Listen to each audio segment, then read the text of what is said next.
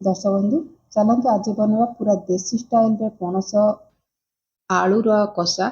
जो मैंने नॉनवेज खाऊं से पूरा मटन कषा परी लगे। जो मैंने भेज खाऊं बहुत ही सुंदर आलू पणसर कषा कहींपारे।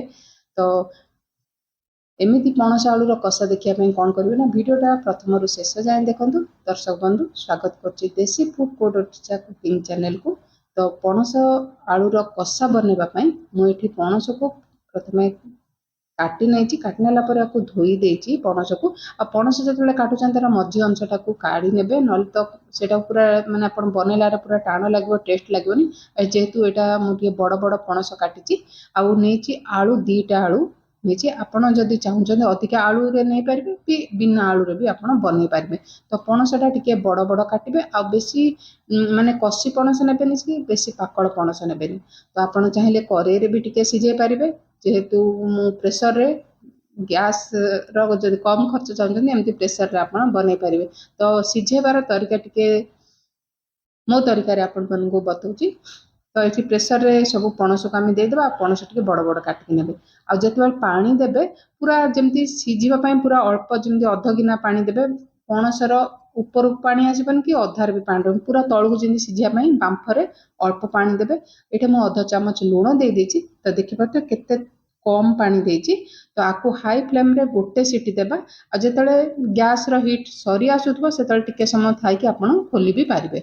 एठी गोटे हाई फ्लेम रे सीटी दे देबा आ टिके गैस थिला मु एठी फिटे नेछि। तो बेसी सीझी गले पणसर आम जो बनेबार कषा तो पणसटा बेसी सीझी जीव।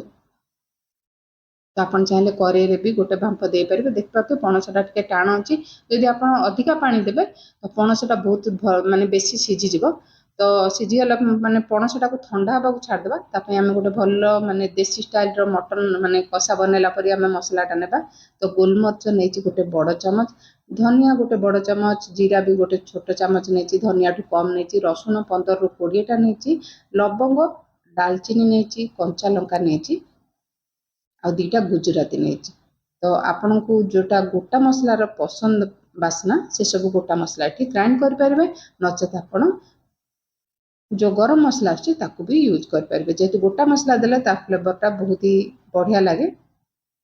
तो सबू मसला को ये छोट ग्राइंडिंग जार दे देछि अल्प पानी देकी आ मसला को आम चिकन कर बाटी आनबा। तो देखिए मसला बहुत ही चिकन कर बाटी जाइए। तो मसला को रखा साइड रे ये मुझे जो आलू नहीं आलू को ये भाजी नहीं आपन चाहिए टी अधिका आलू भी दे पारे। मुझे कम आलू नहीं। तो ये आलू भजा होगा मुझे बाहर करनेबी। दर्शक बंधु आपण मान गोटे अनुरोध रहा भिडियोटी जब भल लगे तो भिडियो गोटे लाइक करने आ चैनल रे जब नुआ आछंती चैनल को सब्सक्राइब करने आ जो मैंने चैनल को मोर सब्सक्राइब करना बहुत बहुत धन्यवाद। ये जो पणस को आम सीझेक रखी जो तेल बड़ी आलू छणार से तेल ही मुझे पणस को सब पकई नहीं आठी पणस को आम भाजवा हाई फ्लेम रे 2 ରୁ 3 मिनिट। तो देखिए पणस उपर गोटे कोट आसीगला ये पणस भी भलसे भाजी गला पणस सबको ये बाहर करना। तो पणस सरिया पूर्व थरे एमती बनातु आपणकर फीडबैक निश्चिंत शेयर करूँ। आदि आप फेसबुक पेज रे देखुं रेसिपीटी तो फेसबुक पेज को निश्चिंत फॉलो करनी।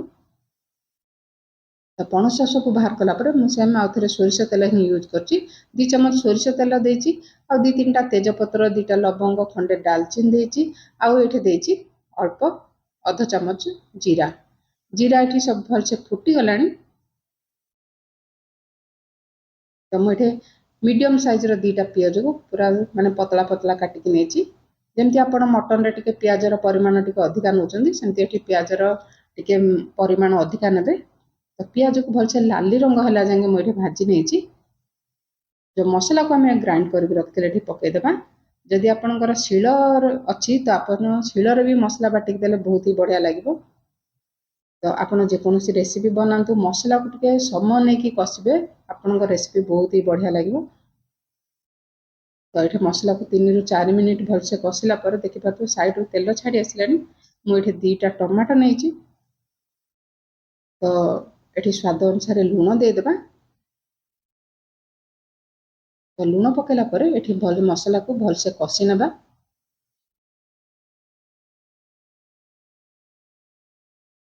मो चैनल रे पणसर बहुत सारा रेसिपी अपलोड अच्छी आप निश्चित चैनल को विजिट करके देखिपारे। तो ये 2 ରୁ 3 मिनिट ये कभर कर नहीं देखिपे टमाटो भी भलसे सफ्ट हो गलानी। तो आपण एमती बनैकी पखाड़ कि रुटी भात परोटा सबुथिरे खाईपर बहुत ही टेस्टी बनूची।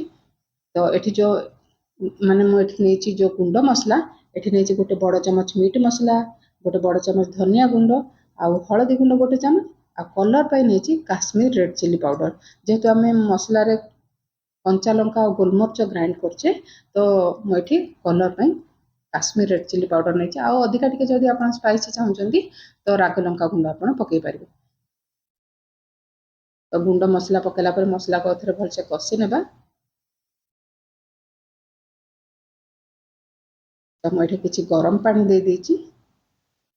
तो जो आम गुंड मसला पकईचे जो बटा मसला सहित भलसे मसलाटा कषि हो तो रेसिपीटा बहुत ही बढ़िया लगे। तो ये पानी पकेला पर ये आम घोड़े नेबा मसला भलसे कषि है जगह। तो मुझे 3 ରୁ 4 मिनिट घोड़े नहीं आ देखिपे मसलाटा बहुत सुंदर कलर सहित तेल भी भलसे छाड़ी आसला।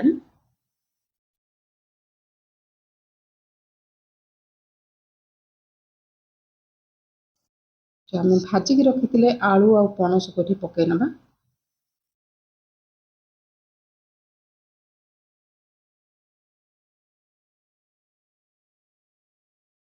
आलू पणस पकईला हाई फ्लेम रे 3 ରୁ 4 मिनिट भलसे कषि नेबा। जमती आमर जो मसला आम कषिचे आलू आ पणस देहरे जमती भलसे भिदी आ खाइला बेले बहुत ही टेस्टी लगे। तो मुझे 3 ରୁ 4 मिनिट हाई फ्लेम रे आलू को पणस मसला सहित सब भलसे कषि देखिए बहुत सुंदर कलर सहित बास्ना भी बहुत ही बढ़िया आसला।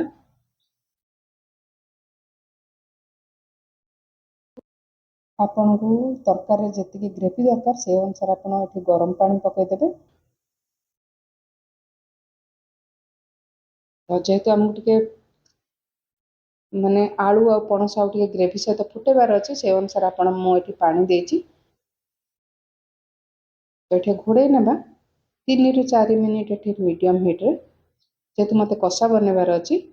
तो ये आमर पणस आलूर कषा जोटा कि आप मैंने देखिपे बहुत ही टेस्टी बनता कलर देखिपे के सुंदर कलर आछे पण ठंडा है पूरा कषा टाइप पणस भी पूरा बेसी सीझी जमती आपणकर माने मटन खाइले जमती लगे से टाइप दुसुची।